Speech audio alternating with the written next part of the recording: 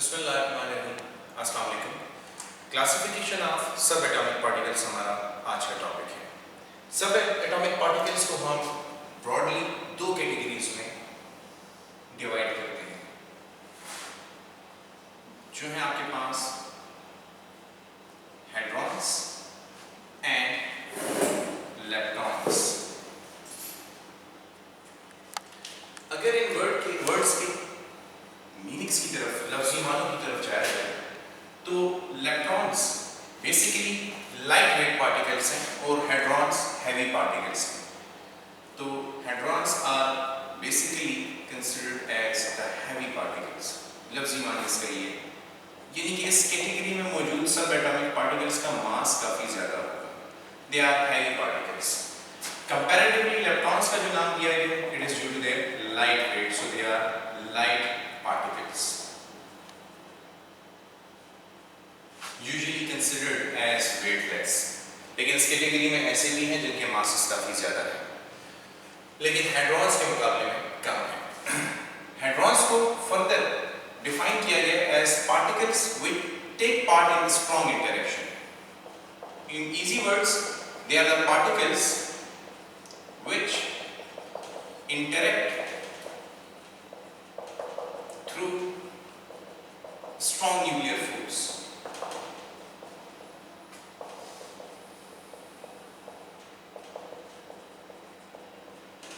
And leptons are particles which interact through weak nuclear force।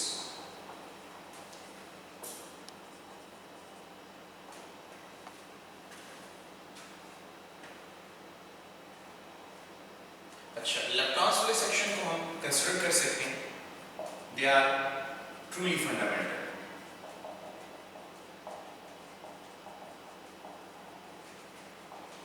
Truly fundamental का क्या मतलब होगा? ट्रूली फंडामेंटल का मतलब ये है कि they are not made up of any further smaller particles. ये मजीद किसी छोटे पार्टिकल्स पर मुश्तमिल नहीं होते। तो they are truly fundamentals, which means that they have no internal structure। They are not made up of any further smaller particles, इसीलिए इनको ट्रूली फंडामेंटल कहा जाता है। इसके कंपैरिजन में अगर हेड्रॉन्स की बात की जाए तो दे आर नॉट फंडामेंटल, और अगर ये फंडामेंटल नहीं है तो फिर क्या मतलब होगा? They are made up of quarks. ये क्वार्क्स के कॉम्बिनेशन से बनते हैं, तो इनका कोई इंटरनल स्ट्रक्चर नहीं है। Total number of electrons is 6।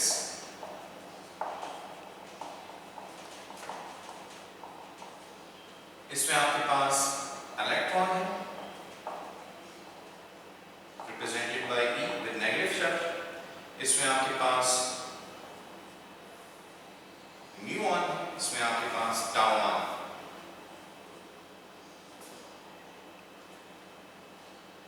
म्यूऑन्स जो होते हैं ये बेसिकली म्यू से निकला है, इसको म्यूऑन कहते हैं। टाउऑन जो है बेसिकली ग्रीक अल्फाबेट टाउ से निकला है, इसलिए इनको टाउऑन्स कहते हैं। ये तीन हमारे पास इलेक्ट्रॉन, म्यूऑन और टाउऑन, तीन इलेक्ट्रॉन्स हैं। इनके एंटी न्यूट्रिनोस भी हैं। ये अगर न्यूट्रिनोस की कैटेगरी में डालें तो ये इलेक्ट्रॉन न्यूट्रिनो, तो यहाँ पे फिर electron anti neutrino. Electron anti neutrino, यहां पर म्यूऑन एंटी न्यूट्रिनो, यहां पर टाउऑन एंटी न्यूट्रिनो। इनको ई से, इसको म्यू से, इसको टाउ से। वहां पे मैंने एक नेगेटिव सिंबल लगाया था चार्ज के लिए, लेकिन अब मैं नहीं लगा रहा, क्योंकि अगर इसके ऊपर ये बार, अब ये नेगेटिव सिंबल नहीं है, ई बार है, ये म्यू बार है, ये सुपरस्क्रिप्ट में नहीं है, पूरे के पूरे इसके ऊपर लगा हुआ है। इसकी हेडिंग एज अ हेड इसके मेंशन्ड है यहाँ पर, और ये टाउ बार है, तो ये इसके एंटी न्यूट्रिनोस होंगे। यूनिवर्स में सबसे एबंडेंट जो है वो न्यूट्रिनो और एंटी न्यूट्रिनो होते हैं। अब ये जो एंटी न्यूट्रिनो है, इसका मास इलेक्ट्रॉन के मास के बराबर है, इसका स्ट्रक्चर जो है इलेक्ट्रॉन के स्ट्रक्चर की ही तरह है, लेकिन इट इज चार्जलेस। फर्क क्या होगा, इलेक्ट्रॉन पर अगर नेगेटिव चार्ज है तो न्यूट्रिनो के ऊपर कोई भी चार्ज नहीं होगा। न्यूट्रिनो या anti neutrino they are basically chargeless particles and their masses are nearly equal to zero compared to masses of proton and neutron. हम इनका मास नंबर ऑलमोस्ट जीरो ही लेते हैं, जैसे हम इलेक्ट्रॉन का मास नंबर जीरो लेते हैं। तो ये बड़े लाइट वेट पार्टिकल्स होते हैं। तो ये टोटल आपके पास 6 इलेक्ट्रॉन्स कंप्लीट हो गए। This is first, this is second, this is third, this is fourth, this is fifth, this is sixth. अच्छा, अब बात करते हैं हेड्रॉन फैमिली की। हेड्रॉन फैमिली में आप क्योंकि ये क्वार्क से बने हुए हैं, तो अगर 2 क्वार्क कॉम्बिनेशन हो तो फिर ये एक अलग क्लास है हेड्रॉन्स की, एक अलग फैमिली है। और अगर 3 क्वार्क कॉम्बिनेशन हो तो फिर ये अलग फैमिली है। जैसे यहां पर मैं लिखता हूं 3 क्वार्क कॉम्बिनेशन। अगर आप 3 क्वार्क कॉम्बिनेशन की बात करें तो 3 quark combinations are baryons। 3 quark के कॉम्बिनेशन से जो क्लास ऑफ पार्टिकल्स बनती है उनको baryons कहा जाता है। और 2 क्वार्क्स के कॉम्बिनेशन से जो पार्टिकल बनेंगे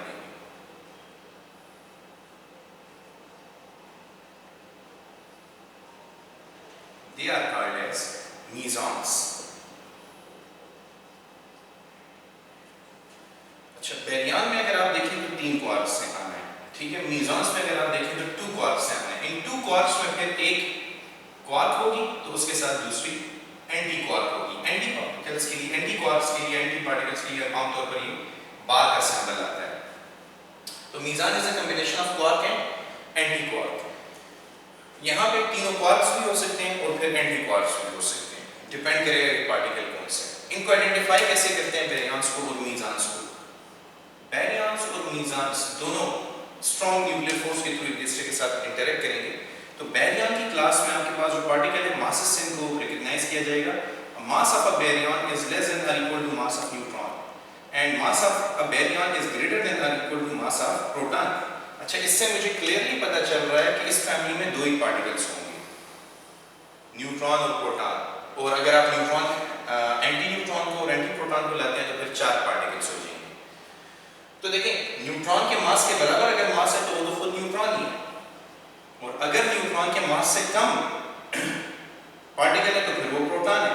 अगर प्रोटॉन के मास से ज्यादा पार्टिकल है तो वो न्यूट्रॉन है, और अगर न्यूट्रॉन के मास से कम पार्टिकल है तो वो प्रोटॉन है। तो इन शॉर्ट इसमें 2 ही पार्टिकल्स हैं, प्रोटॉन और न्यूट्रॉन्स, जो कि 3 क्वार्क कॉम्बिनेशन से बने हैं, जिनको हम थोड़ी देर में इंशाल्लाह डिस्कस भी करेंगे। मीज़ान की बात की है तो मीज़ान्स have masses less than or equal to mass less than mass of proton and greater than mass of electron। Intermediate family है। इलेक्ट्रॉन से मास ज्यादा होगा लेकिन बैरियन से मास कम होगा। तो ठीक, आपको क्वेश्चन फिर यूं दिया जा सकता है इसके ऊपर कि रिकॉग्नाइज करें a particle having mass mp और mx। एक पार्टिकल है x जिसके मास को mx से रिप्रेजेंट किया जा रहा है, और इस पार्टिकल का मास प्रोटॉन के मास से कम है लेकिन इलेक्ट्रॉन के मास से ज्यादा है। बताइए ये पार्टिकल कौन सी फैमिली से बिलोंग करता है? तो you can easily recognise this कि ये पार्टिकल मीज़ॉन फैमिली से बिलोंग करता है। तो इसका फैमिली नेम मीज़ॉन है, और कौन सी क्लास से बिलोंग करेगा? हेड्रॉन से। ये कौन सी फोर्स के थ्रू इंटरेक्ट करेगा? स्ट्रॉन्ग न्यूक्लियर फोर्स के थ्रू इंटरेक्ट करेगा। इसका इंटरनल स्ट्रक्चर होगा, बिल्कुल इसका इंटरनल स्ट्रक्चर होगा, क्योंकि ये मीज़ॉन फैमिली है, हेड्रॉन से ताल्लुक रखता है। तो हेड्रॉन है, हेड्रॉन में 2 कैटेगरीज हैं, बैरियन और मीज़ॉन। तो क्योंकि इसका मास प्रोटॉन के मास से कम है तो फिर ये बैरियन तो हो नहीं सकता, इससे डेफिनेटली मीज़ॉन होना है। तो हेड्रॉन में भी ये मीज़ॉन है। इसका शजर नसब, जैसे दादा का क्या नाम है और वालिद साहब का क्या नाम है, तो इसके दादा का नाम हेड्रॉन और वालिद साहब का नाम मीज़ॉन, और बेटे का नाम, उसमें फिर बहुत से पार्टिकल्स हैं जिसमें लाइटेस्ट मीज़ॉन अगर आपको बताऊं तो लाइटेस्ट ऑफ ऑल मीज़ॉन्स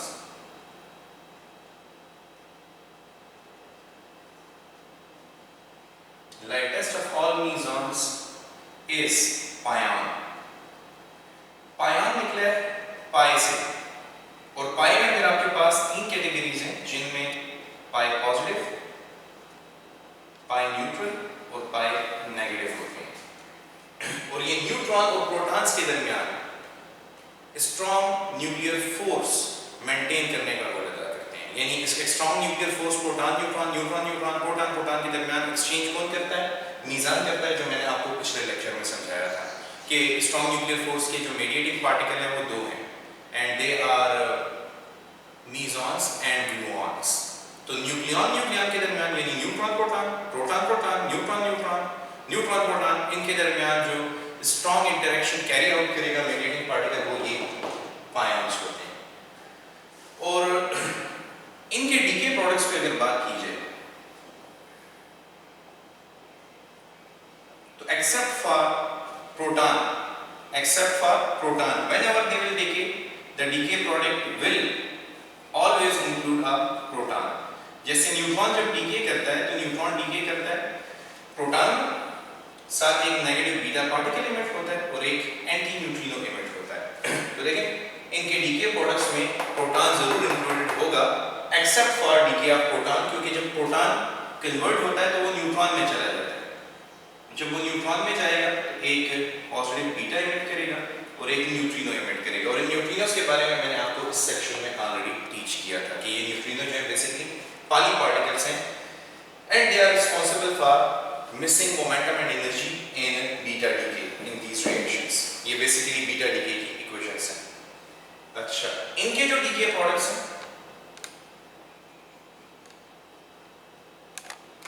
इनके डीके प्रोडक्ट्स में दूसरे वाला आपके पास आ रहे हैं electrons, positron, neutrinos and photons.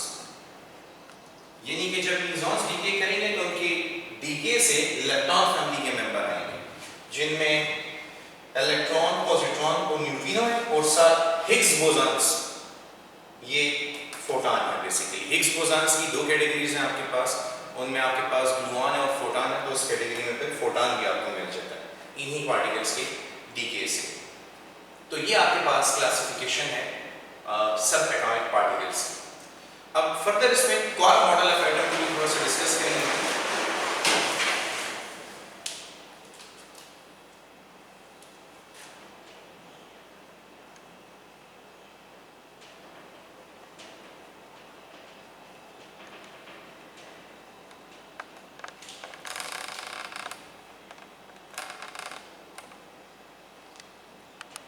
तो according to quark model of atom, nucleons further consist of smaller particles which are called as quarks। nucleons further मजीद छोटे particles पर मुश्तमिल हैं, या जो न्यूक्लियर particles हैं वो further छोटे एटॉमिक सब एटॉमिक particles पर मुश्तमिल हैं जिनको हम quarks कहते हैं। टोटल हमारे पास 12 quarks हैं। Total number of quarks is 12 in terms of कि आपके पास एक quark होगा तो दूसरी इसकी एंटी क्वार्क की कैटेगरी होगी। क्वार्क्स में फिर आपके पास up quark represented by U, down quark represented by D,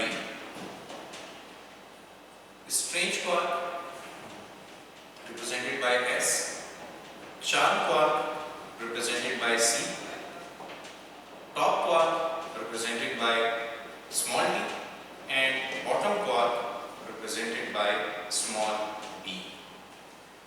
अब इनकी corresponding anti quarks को आप U bar, B bar, S bar, C bar, T bar और B bar से represent कर सकते हैं। ये corresponding quarks हैं, anti quarks हैं।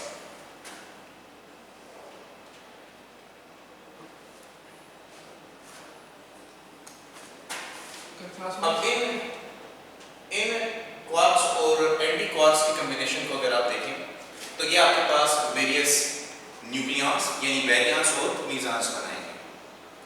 दे विल मेक वैरियंस और मीज़ॉन्स। कल क्लास है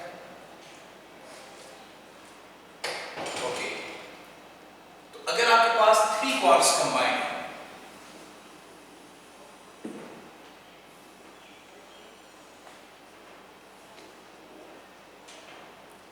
तो पहला उसमें आप मॉडल देखिए यू यू डी, तो ये आपके पास बनाएगा प्रोटॉन यू यू डी के मॉडल। और अगर आपके पास 3 क्वार्क्स कंबाइन हो यू डी डी की टर्म्स में, तो फिर ये आपके पास एक न्यूट्रॉन बनेगा। कैसे बनेगा, इसके लिए पहले ये समझना पड़ेगा कि कौन सी क्वार्क के ऊपर कौन सा चार्ज है। ठीक है, तो अप क्वार्क के ऊपर +2/3 of electronic charge, down quark के ऊपर भी +2/3 of electronic charge, S quark पर भी, यू क्वार्क पर -1/3 ऑफ इलेक्ट्रॉनिक चार्ज और एस पर +2/3 ऑफ इलेक्ट्रॉनिक चार्ज और यहाँ पर -1/3 ऑफ इलेक्ट्रॉनिक चार्ज, यहाँ पर भी -1/3 ऑफ इलेक्ट्रॉनिक चार्ज और यहाँ पे +2/3 ऑफ इलेक्ट्रॉनिक चार्ज। अब थोड़ी कंफ्यूजन भी आपने देखा कि मुझे भी यहाँ पे भूल गया था कि कौन सी क्वार्क पर कौन सा चार्ज है।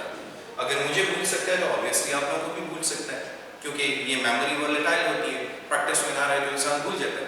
तो इसको याद करने के लिए मैं आप लोगों को एक ट्रिक सिखा देता हूँ। वो ट्रिक क्या है, वो ट्रिक मैं यहाँ पे मेंशन कर रहा हूँ। BDS bachelor of dental surgery, जो कि अमूमन लोग नहीं करना चाहते, लोग MBBS करना चाहते हैं, और टक बिस्किट आप लोगों ने खाए भी होंगे, काफी फेमस है। तो BDS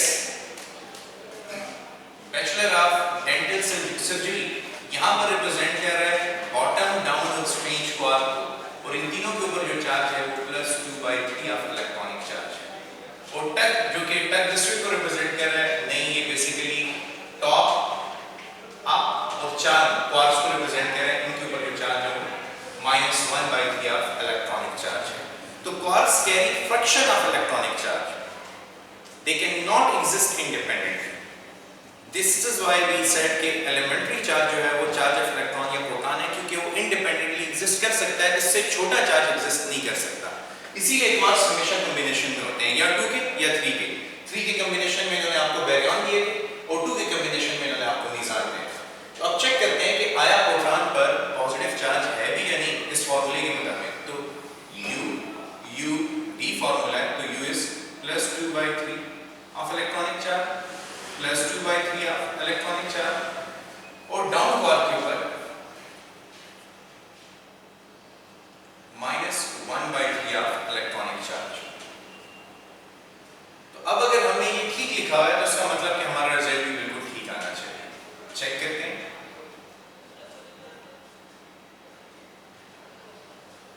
LCM 3 आ जाएगा, 2e + 2e - 1e, it gives you 3e divided by 3e which is equal to +1। तो इसका मतलब कि फॉर्मूले में थोड़ी गलती है, इस गलती को एड्रेस करते हैं। स्टॉप करो।